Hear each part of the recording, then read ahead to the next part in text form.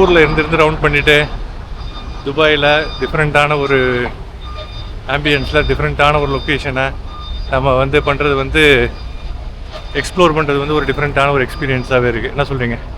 இந்த இடங்கள்லாம் எப்படி இருக்குன்னு சொல்லுங்கள். ஆக்சுவலாக ஃபுல்லாக சுற்றிலும் காமிச்சேன் இந்த ஏரியா 360 டிகிரி 360 டிகிரி கோணத்தில் ரவுண்டாக சுற்றி காமிச்சிருக்கிறப்ப உங்களுக்கு தெரியுது ஏகப்பட்ட டெவலப்மெண்டல் ஆக்டிவிட்டீஸ் நடந்துகிட்டு இருக்கு. ஒரு சேச்சுரேஷன் பாயிண்ட், ஒரு லெவல் முடிஞ்சிருச்சு துபாய் அவ்வளோதான் அப்படி சொல்லி நிறுத்தவே மாட்டாங்க. இங்கே அப்படி நிறுத்தினா டெவலப்மெண்ட் இருக்காது, முன்னேற்றம் இருக்காது.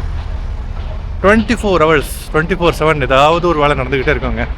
அதுதான் துபாயினுடைய தனிச்சிறப்பு, துபாயினுடைய முன்னேற்றம். பொதுவாக யுனைடெட் அரப் எமிரேட்ஸ் அமீரகத்தினுடைய முன்னேற்றத்துக்கும் துபாயினுடைய அபுதாபியினுடைய முன்னேற்றத்துக்கும் எக்கனாமிக் டெவலப்மெண்ட் எக்கானமியில் இந்த அளவுக்கு சிறந்து விளங்குவதற்கும் உலக தரத்தில் அமெனிட்டிஸ் இந்த ஆம்பியன்ஸ் இருக்கிறதுக்கும் காரணம் இந்த அயராத ஹார்ட் ஒர்க் மட்டும் இல்லை, ஸ்மார்ட் ஒர்க்குங்க.